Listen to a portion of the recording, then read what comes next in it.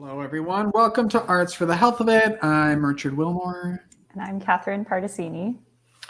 And we're here on this Monday afternoon if you're watching us live on Facebook or YouTube. So you should join us on all of those things and watch us live because you can interact and talk to us and our guest. But before we bring Clinton out, I just wanted to say, Catherine, do you want to do something fun with me? Sure. I love that I get to do this and then not tell the other host what I'm doing. Yeah, let's do it. I don't like being surprised, but I like surprising other people. So that's convenient for you, Richard. It is very convenient, but you could do it too. I just think of it and then I do it. But I don't like surprises. So a couple episodes ago, I think it was our third episode of season 2, we had the creator and illustrators of Joy Cards on. And it's a thing you can get on, of course, online.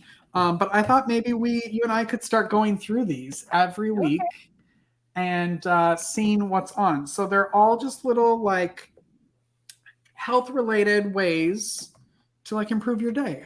And they're all numbered. Each one literally has a custom designed piece of artwork for each card. I know, it's a really pretty packaging. It comes with a little book to explain what every day is, but we're not going to take all that time because, we'd rather talk to Clinton. But so day 1, Catherine, is judgment-free day. And you're supposed to notice how you feel. And this is for everyone listening. Pay attention to your self-talk. Replace judgments or complaints about yourself, your life, or others with a compliment or a kind word. We should have done this right away in the morning, but we're going to start it in the afternoon. And Clinton, who's in the UK, will start it tomorrow when he wakes up because it's late. So you take that, and this is available on their website. We'll put that in the show notes where you can go and actually purchase the Joy cards. But I think there are like 48 cards, all with different things on them, and they're really fun. So next week could be something, Catherine, where we have to draw something or create something right here. So get ready. It's better if you just surprise me. All right, then I will. It is paperback book day this week, Catherine. Did you know that? I did. Okay, so I'm cheating a little bit. Okay. Are we sharing our favorite paperback? Sure. Okay. It does come in a paperback, but I have a hardback. This is my son's book, actually, but it's one of my favorites. It's called It's an elephant. Yeah, see, you love elephants. Okay. It's called Waiting is Not Easy. It's by Mo Willems. And it's just, I don't want to spoil it, but it's just a lovely reminder about trusting the process. Mo Willems, is that a comedian? He's a comedian, right?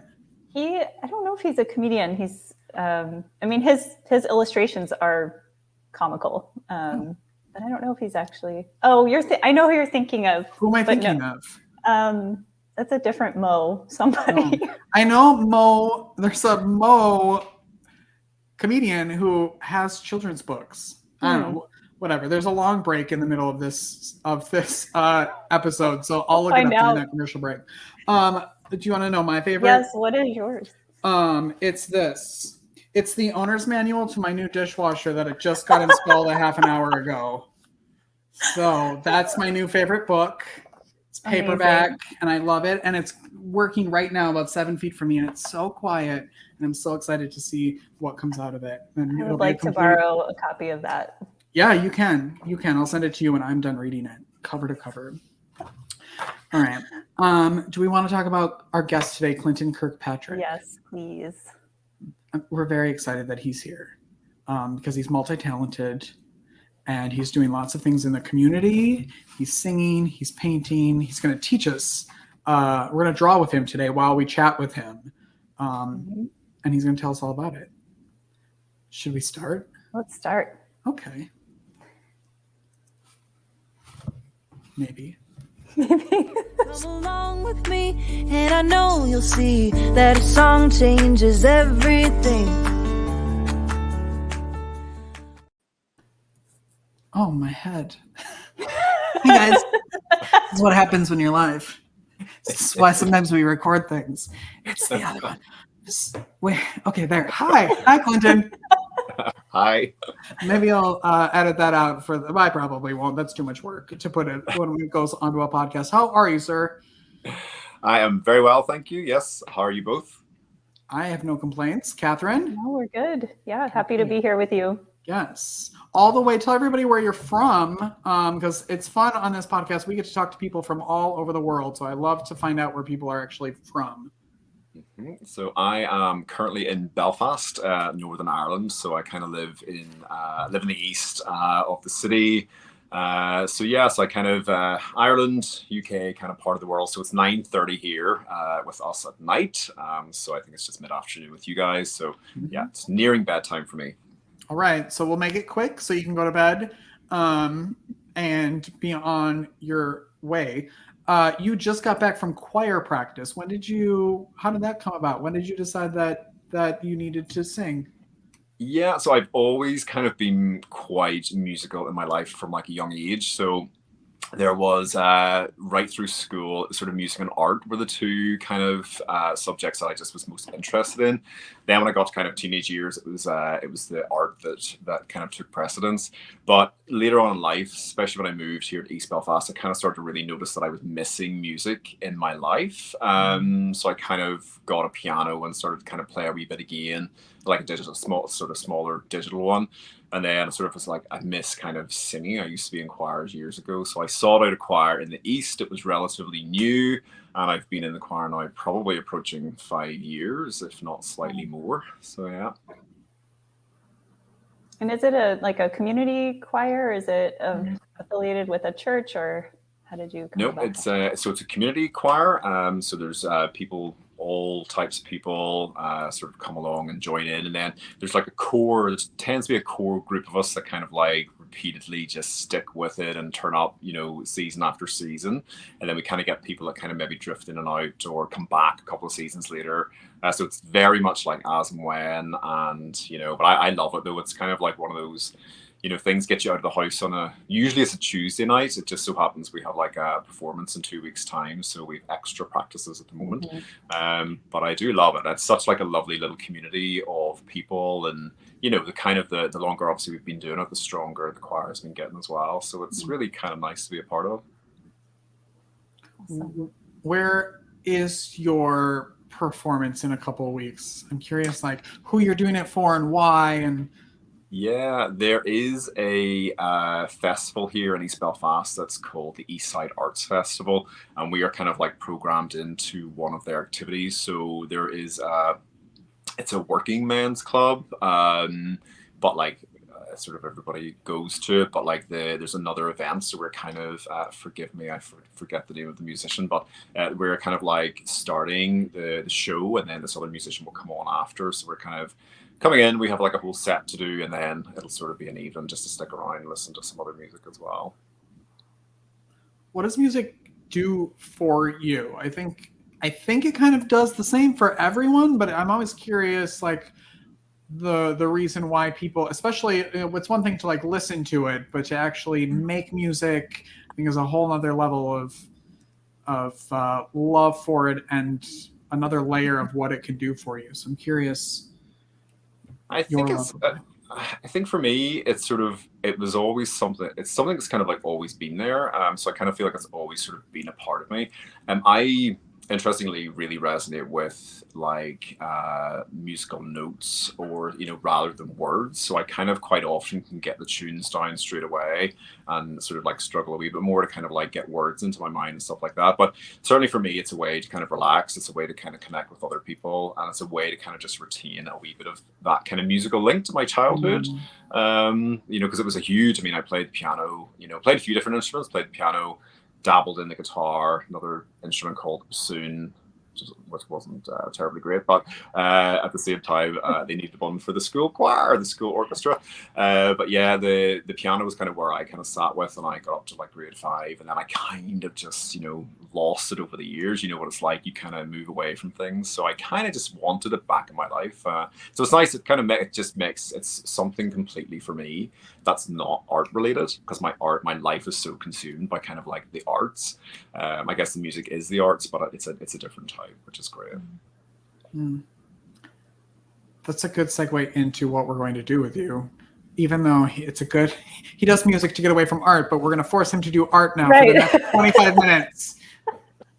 But you're going to kind of walk us through something that anybody can do. I am not an artist by any means. Catherine is.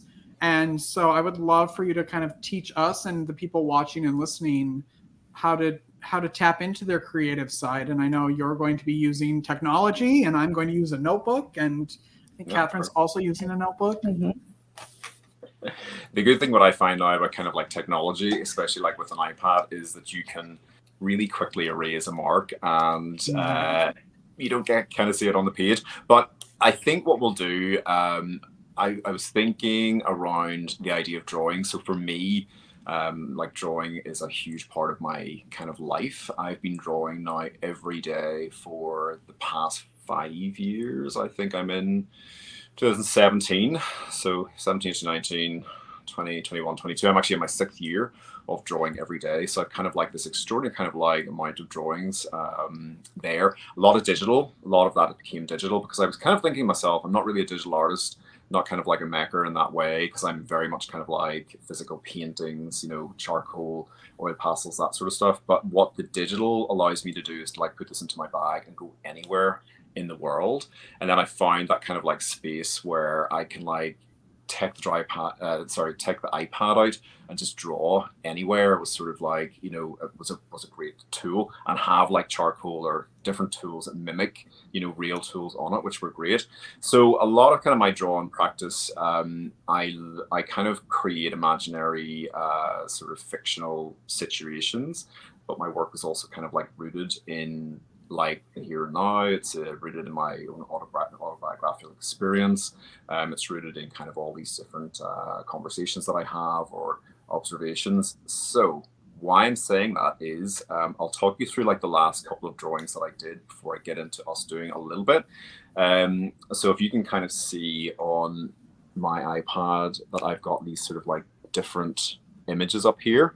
I actually today was taking a lot of them off the iPad to free up space. But if I show you, if I go in and kind of like show you some of these, this year I've been focusing on every day my drawings are leading on from the day before. So if you can kind of see this character, he's in this sort of space that I created around like this fire and these kind of flames. And then the next day, the world, you start to kind of see the world. I think I was kind of responding a little bit to, you know, the idea of like the heat that's happening in the world these days. So I was kind of then starting to look at that world slightly bigger. So this character still exists, but he's starting to become smaller. I'm really interested in that James Webb kind of like image, the star image that has come up from the James Webb telescope. So that kind of comes in. So I pick and choose different elements to put in. Then a couple of days ago, the drawing, you know, the character, you see, kind of see the whole world. So I just every day I've been like leading on. So it keeps evolving. So that's really interesting. And you're using Procreate? Procreate, yeah. It's a really great. It's great. I've used it for years now, and it's like a really, really fantastic kind of thing. So I think, you know, maybe. What theme would you like to choose for a drawing workshop? Can I ask a question about Procreate? Because I have an iPad that I don't know how to use. I'm that person who like, I'm 100 years old, and you need an iPad manual, Richard. I do. My new favorite paperback should be the manual for my iPad. But is that something that comes like standard on an iPad, or do you have to buy that, or how does that work? Yeah, it was sort of an app. I think within the notes section of like the iPad, you can like do little drawings on it. Okay. But the Procreate, you buy the app. I think for me over here it was like $5.99, so probably like $10 or something like that. So it was relatively inexpensive. And then I got like one of the Apple pencils to use, just so you could actually kind of, you know, get the different textures and different marks and different weights with it as well. So yeah, but that was it. It was very much just an app, but there's so many apps now, so many drawing apps that, you know, you can kind of like sift through and see what might suit your needs. I chose Procreate pretty much I wanted a tool set that mimicked a lot of the tools that I use. So whether that was charcoal or drawing or inks or, you know, oil paint or stuff like that. Obviously it's not like painting or drawing, with the actual material. But it certainly does mimic the visual. And that's sort of allowed me to kind of like explore different ways of, working, and whether I might like it or whether I might not. And it's kind of made me buy actual real material, like different inks and stuff. And inks are like now a huge part of my kind of collage and drawing practice as well. So it's kind of allowed me to experiment a wee bit more, but all in the palm of my hand and without spending more money. That's interesting. Okay. So for anybody kind of like wanting to get into drawing or to think about kind of like having a practice, for me at the moment, I am pretty much drawing all the time as an exercise. So I look at my drawing really as kind of like looking at what I'm interested in. So whether that is kind of like I said before, the conversations I have with the world, things that I read, whether that's kind of like, I'm really kind of interested in kind of like systems like politics, like religion, things that kind of bind communities and kind of infiltrate through them. So I kind of look at all of that. So I pick and choose. So a lot of my work will reference different bits and pieces. And as my kind of like work's developed, it has become this kind of mesh of everything, and I kind of blend it. And sometimes like things that I've done years ago will come back to the forefront of the drawing or the work, years later. It's kind of like really interesting, but I see it all as one thing, if that kind of makes sense. But this year I've decided to kind of like continue every day. My drawing is a sequence. And I wanted to see where the drawing would go by itself or by my thought process. So I think as a way for anybody else kind of like starting drawing, or even, if we start something now, I kind of like, choose something to kind of focus on. So maybe does somebody want to pick a word or pick an object? We'll start with that and I'll talk us through doing something. Catherine? I think well, not everyone, most people are probably dealing with heat, like extreme heat. So that's the first thing that popped in my head. Okay, well then I would say like let's just start with like an outline of an object that you associate with heat, and draw the object that's sort of in your mind. So I'll kind of draw something. Should we do color yet, or just like drawing the outline? I think maybe start with an outline. I mean, Okay. you can use a colored outline if you want to, but it might be kind of nice. Start with an outline and then start to maybe introduce color in a little bit. So the good thing about the iPad is like you can very quickly color fill and get spaces of color without having to spend loads of time kind of shading in. But and you don't have to make it complicated. So I think like drawing is sort of like it can get as complicated as what you want it to be, but sometimes when you kind of really simplify things down, it just becomes more accessible or easier, and you take the pressure away from yourself. Because people this quite often in the workshops, community art workshops that I run, a lot of people have this kind of like fear around that they can't do something, or that they don't have the ability or whatever. So I'm just like, simplify it down. Everybody has to learn somewhere, everybody has to start somewhere. So purposes of now, think something relating to heat, and I'm going to draw. So Clinton's using his iPad. Catherine, what are you using? I'm using a pencil and a sketchbook. Okay, I'm using colored pencils and a sketchbook. And trying to think of what I want. And of course, as I am doing this, my Apple Pencil has just decided to flatline. It's ready for bed. See? Technology is great until it doesn't work. Exactly.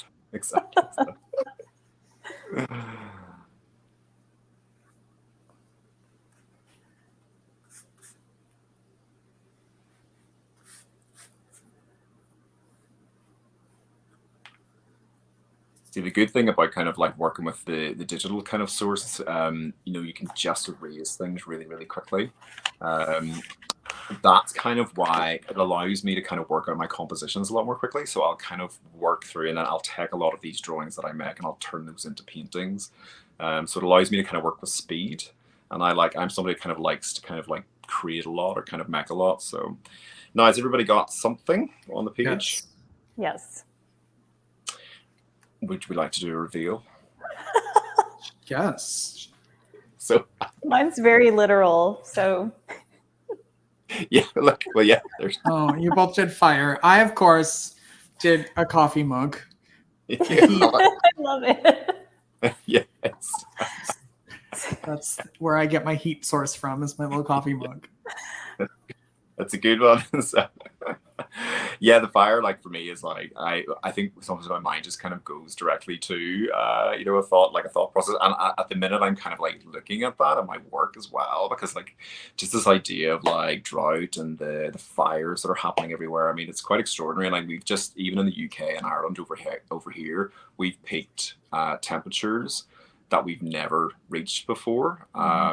So it's really fascinating. So that's kind of like, so the fire is kind of very, very poignant, but coffee is also poignant. Coffee's more fun, Richard. Well, yes, I thought, of course I went right to flame, but I was like, well, I wanted to like do like, so I thought that would, anyway, keep going. Were you resistant at all to going from physical things used to make art to going to digital? Like, you know how when ebooks first became popular and everyone was like, I need to hold a book, I can't have this digital thing, and now everyone has some sort of electronic way. Yeah, I definitely was resistant to technology, because in my mind I was like, I am a painter. It's all about that physicality. It's all about the material, and I still really do believe that, But I think my thought process changed a couple of years ago, especially when I started kind of introducing the iPad into the work. I started like thinking to myself, well, actually, we live in a society that is so driven by the digital, that is so, it's just like, technology is part of our like current DNA kind of like throughout the world. So I think it's foolish maybe to kind of not introduce it in different ways into your practice. And you don't have to, but like I think for me it's like, I just kind of got to that point. I was like, well, I'm an artist and there's different ways to do things, and I became much more open and receptive to just introducing. And it's, since then, like I've really loved using the iPad, and it's become like a really integral part. And like even with the drawings now, I'm going back to the physical, and I've just last year published my second book of drawings, and I've made those books using all the digital work, because the digital work goes into this kind of space of Facebook or Instagram or online socials or whatever, but it gets lost. I think it kind of gets lost. So I'm kind of bringing that then back to the physical. I love what you said about being able to explore with more things than you probably would have if you had to go buy everything physically, that you get to kind of play with more. Exactly. So we kind of have our objects. What I'm going to suggest now is introducing a character into the piece of work. So I kind of populate my work with lots of different objects essentially, but you can kind of think around object in many different ways. But I'm really interested in the human, and I'm really interested in kind of the physical form. So a lot of that kind of, I really take the human, and I kind of it's always recognizable, but I manipulate it quite a lot. I kind of change shapes and see how things might work. So what I'm going to suggest is that you introduce a character of your choice, and just draw a shape somewhere on your page or somewhere on my page, my digital page. And it can be any way. It doesn't have to be. I'm kind of like trying to like loosen up a little bit. So a lot of kind of my early teaching is about like loosening people up and moving away from things having to be so defined. So you can be like a big shape, an outline of a character, whatever you need it to be. That's the second part of the drawing. Okay.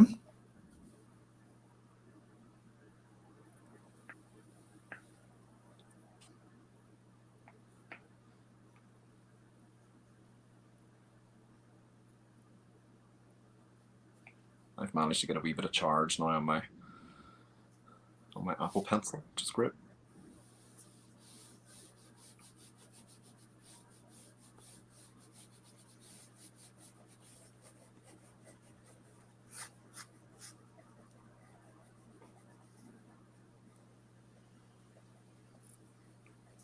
It can be quick, or it can be as detailed as you need it to be.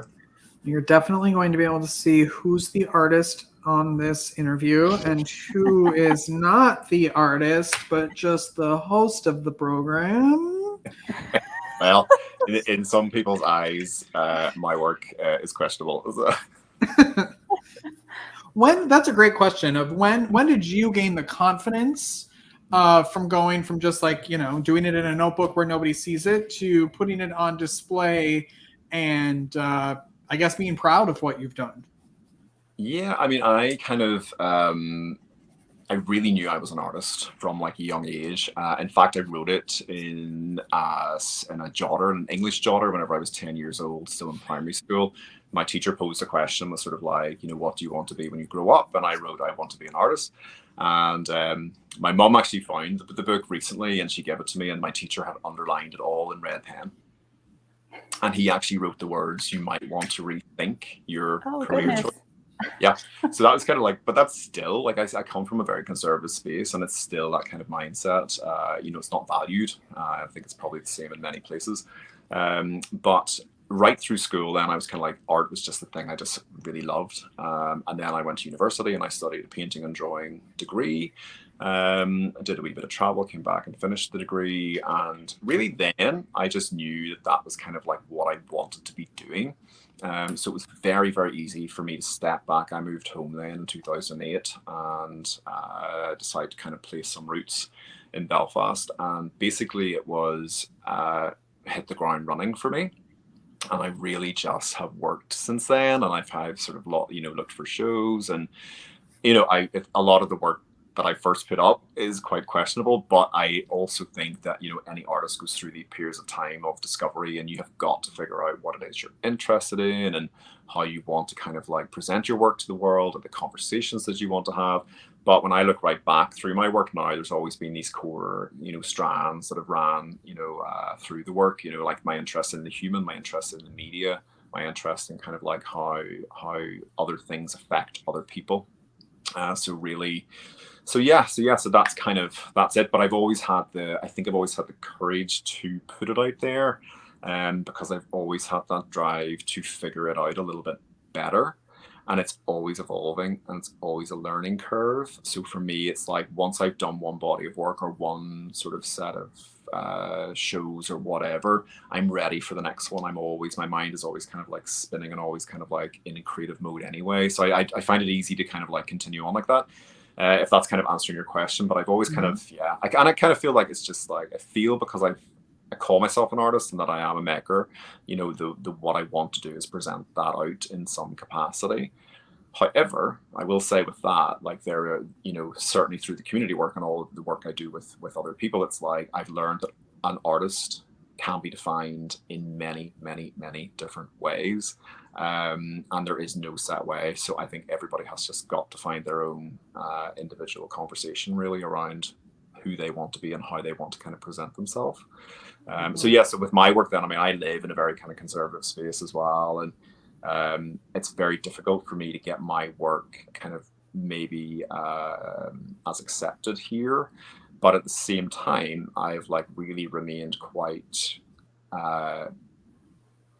the integrity through my work has always kind of remained. I've always made work that I've wanted to make, and I've always made work that kind of like is fundamentally from somewhere in my mind. True to yourself. Yeah. True to myself. Yeah. And I love it. It's like now I'm sort of like the imagery there. I know what I'm kind of doing with the work, and now I'm really starting to get good as with quality of painting as well. And that's the shift at the moment, is I'm starting to really understand the properties of paint, and it's taken a long time, but it's a journey. I think it's just a journey. We have a listener comment because they're driving, from Sarah, who says, "Hey there, driving so not drawing. Clinton, I work as an artist in residence in a hospital in Gainesville, Florida. I've done a few guest residencies with art. I can't read because I don't have my glasses on. Arts Care in Belfast, and love it there. Nice to see you representing." Thanks fantastic. Well, thank you very much. I hope you're not texting while driving as well. I'm sure she pulled over. Or it was talk to text, yeah. My guess. You're joking. I think you can even do voice recognition now. But the yes, Arts Care is still like alive and well here, and it's quite a large organization. A few of my friends have kind of done a lot of project work with them. So actually, recently I was delivering a workshop they have a new space that's opened nearby here in East Belfast, and it's really kind of for, I think, I don't want to kind of speak out of turn because I don't know too much, but I think it's more providing now a space where people can come to small groups instead of like working large projects. So it's a great organization. Great. Thank you for watching / listening, Sarah. Are we revealing our Shall we reveal? And this character? Is the point. you're going to ask me, are you an artist? So Oop. Oh, I love that. Oh, I love it. It's like a little lizard. Love Yes. Right, go on, Richard. Mine's an elephant trunk drinking the coffee out of the mug. Is it a metaphor? It's I just love elephants. And coffee. And coffee. I'm just combining everything I love into this random drawing. Brilliant. Elephants are my favorite animal. Love them.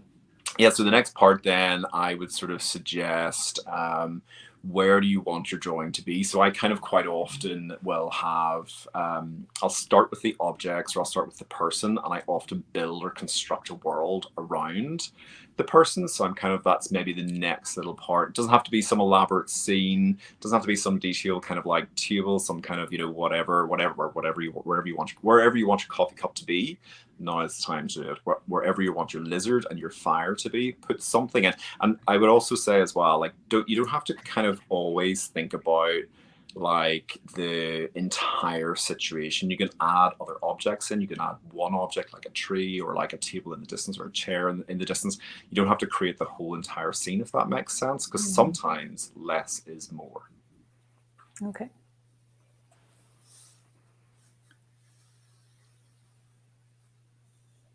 And now I'm thinking to myself, what am I going to do?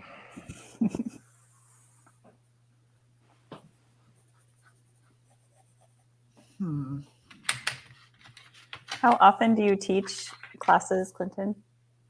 So I'm a full-time freelance artist. So I work between my studio and between community workshops. I've also been a community artist for 12 years now. So I kind of take work as and when. I have had groups that I've worked with a long time. COVID really, really had a massive impact on kind of work life. And, you know, it was really interesting watching everything that you do for a living just be taken away from you in like a flash.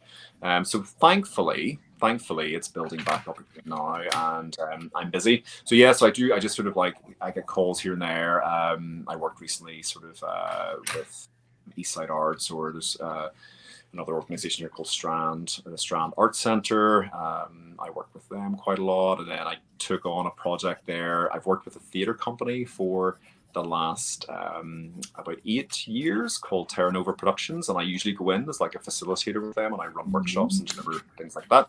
But I did a bit more of an in-depth period of time there. I did 5 months as a project manager on one of their theatre shows, so I had a couple of days a week doing that. So I kind of take work here and there, and then I've also developed programs and deliver programs over a number of years, and it's been good. So yeah, so at the moment I'm literally just out of that period of time with the theatre, and then I've a couple of little bits of pieces of work at the moment which are coming up with different community groups, so later in August actually, and that gives me a couple of weeks to be back in the studio here, and then I'll get back into that work. Can you tell everybody what a community artist is and what they do? Yeah, so I think it can sort of come in different shapes and sizes, but for me and from my perspective, I think years ago I kind of was really interested in the idea of being a teacher. I was then kind of maybe looking at my friends who were becoming teachers, and I wasn't necessarily as interested in the conversation around schools, because I'm really interested in kind of like one-to-one mentoring or one-to-one kind of like support or guidance. So what I found was that whenever I started to get into the different workshops, my first job in Belfast was as a community arts development officer. So I was straight into kind of like creating these projects and delivering these projects within a wide context within a certain area of Belfast. So it gave me a really lovely introduction. Then over the years, what I've really learned is, so normally as a community artist, you will be hired by an organization to come in and do a body of work for a number of weeks. And usually it would be like 2, 3, 4, 5, 6 weeks maximum. So it's always short. It's always to deliver a project with a group, and you get various different types of people and different types of skill level. So I've worked a lot over the years just indirectly, it's kind of come my way, but with mental health and physical disability, or different sort of like organizations like that have come into this sort of this one of the spaces that I've worked with. So it's been really fascinating, like autism, lots of different. I've used my community arts as a huge learning sort of tool maybe as well, just to learn about people and learn about how lots of different people operate. So I'm kind of waffling on a bit, but it's I kind of, as a community artist, it kind of comes and goes, and I have worked with all different types of people, all different age groups, right from very, very young right up to very, very old, with kind of like dementia and all of that kind of stuff. And I'm just really interested in so much of it. But I really love working with adults. I really love working with people who are able to have conversations in ways that, where, they get to life and you can kind of learn things about them. I don't know. That's kind of, I love working with like young people as well, but my heart kind of like lies with the older people. So it's quite varied. I'm thinking to myself, I should also do a wee bit of this drawing.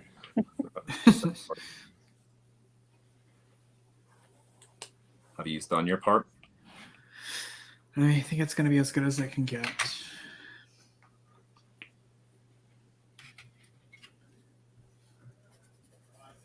So do you host a lot of podcasts? We do new interviews every week. Oh, fantastic. Yeah. Yeah, we've done it a little over a year now. And I mean, it was kind of the same way we started it, because we wanted to, people's stories are so fascinating, and everybody has things that you don't even know, and we get to meet people and learn. It's really why I wanted to start this, was because I wanted to learn from everyone. And some people knew that they were in arts and health when we reach out to ask them to be on, and some had no idea even what it was. So it's kind of a great exchange of really being able to talk about the arts and why we should be doing them, and not necessarily waiting. We work at Hearts Need Art with people in the hospital, but it's really this is for people who are not in the hospital, who are not sick, who like, what can happen if, like you draw every single day, and there's so much research around that about how that benefits your health and what it does for you. So kind of not waiting until you're in the hospital to reach out to us, but what can we do today to keep ourselves healthy any way we can? I think it's such a, I know in Northern Ireland, like touching upon what you're saying there about mental health and well-being, really, like it's becoming such a prominent conversation in our culture and our society, where everybody is starting, and especially through COVID, and especially kind of through those periods of time where everybody's mental health has been affected in so many other ways, like the power of arts and the power of kind of like how engaging with something, and just even by doing something for a couple of minutes a day, like has a huge benefit and a huge impact.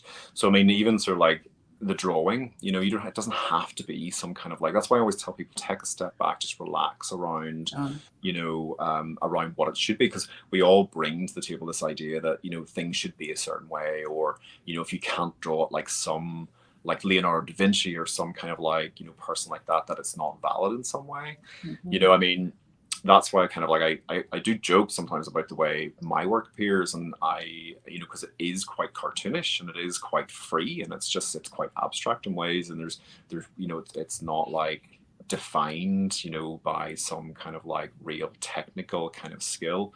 It's much more of an exploration, so it can be anything. Art can be anything, and especially sitting in those kind of like, if you're in hospital, or if you're in like a waiting room or whatever, you can literally just do something of a small scale in those moments, and it puts your mind somewhere. It stops you thinking about other things. You focus on something else, and then the more you do it, the more your skill increases, the more your confidence increases. I mean, I have worked with people that have come into my groups, who are now my friends, like really good friends of mine in life. I've worked with these people, and like I've watched them go on this journey and this trajectory, and you just have to do it because you want to do it. You'll never be able to kind of like, if you're not interested fundamentally, then that's okay. You don't have to. But I mean, if there's a slight interest, you just have to do it. And you can be quite surprised at how quickly things can start to look like something or become what you want it to be. I mean, or not. I've been here for 5 years and I don't think my art ability has increased at all, but my ability to do it in front of people or for people and not be afraid to show it. Like, not that I'm going to frame what I'm about to show everybody, but I'm still like, and that's the point, is that it's okay that it's not going to be behind a frame at a gallery. It's just, I had fun doing it. So, right. The self-expression aspect. Mm-hmm. And anytime I get to talk about coffee and elephants, it's a good day.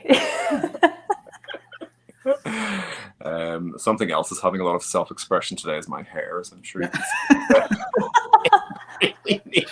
If we could zoom in, but we can't. It's very funny. So are we up to, so we've drawn in our kind of like scenario, if we want to kind of put it that way. What have each of you drawn? I don't know what's happening, but this is I would love it.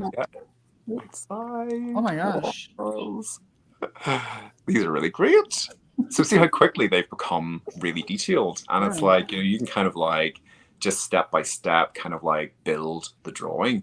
You don't have to kind of approach it kind of like all in one go. And that's exactly how I kind of like approach. So I kept it simple because I did too much talking there. But I've created this kind of like circular kind of space that I've put the fire and the person in. And I've created a horizon line. So I'm intending to kind of like what we'll do. So so my last kind of point then would be to kind of fill it with color, or fill it with kind of like things that you kind of like, the colors that you want to have in it. And then you can add different textures in. So a lot with any kind of like piece of apparatus that you kind of can make marks with. You can kind of like do little lines or cross hatching. Do some examples. So you can kind of do lines to kind of make kind of like textures. Let me see, like this, you can see. Another technique in drawing is like cross hatching, where you kind of like do these little cross hatches, and you can start to create like shadow or different types of space with that. Another way is like stippling. So you can kind of like fill in little textured areas full of like little dots. If you can see that, I'm not sure if you can see it totally clearly on there, but and then the fourth kind of element really of drawing is about shading. So you can kind of lightly shade in or create. So if I was going to finish, I'll work on this quickly and kind of like add some color spaces and then add some texture. So that would be kind of like the way I would say maybe to finish it off, is to kind of like add your color, fill your color. You can fill full spaces of color if you want to, and then go over the top of that maybe with a darker color. Like, so say you use an orange for a background, you can take then like a dark green or a blue and outline it, or add some texture in there, play with your color. I use color very intuitively. So but you always kind of think like light with dark. So if you've got a light color somewhere, you can use something slightly darker over the top of it and you'll see it. Usually you can't put light over dark unless you're kind of like using, well, certain things like an oil pastel or the pad. So there's different ways, different materials will do different things. I think that's what I'm trying to say. So we'll take a break and we'll all work more on our drawings, and then when we come back, we'll unveil them, and then we'll also tell you how you can connect with Clinton if you would like to. So we'll be right back after this. Whether you consider yourself a musician or not, music is all around us, and it affects our everyday lives. Whether it's background music influencing our shopping habits in a store, organ music adding the vibe to a baseball game, or a playlist convincing us to keep going on that last mile of a run. I'm Mindy Peterson, host of the podcast Enhance Life with Music, where we take a holistic look at the power of music in our everyday lives through the lens of science and health, sports and entertainment, business, and education. You can find me and Enhance Life with Music at mpetersonmusic.com/podcast or wherever you get your audio. Unleash the power of music. Medical professionals are burning out at an alarming rate. Burnout can cause health workers to feel hopeless, trapped, helpless, worthless, depressed, sleepless, and tired. By joining the Heart's Innate Art Gratitude Grams program, Medical staff receive a personalized email and video from a musician, an artist, or writer once a week that includes a message of thanks, an encouraging song, uplifting poem, or a simple art activity. After watching their gratitudegram, participants report feeling more hopeful, empowered, energized, and appreciated. If you are or know a healthcare worker that would like to receive free gratitudegrams, please visit heartsneedart.org. Oh, we're back. We used to have more commercials.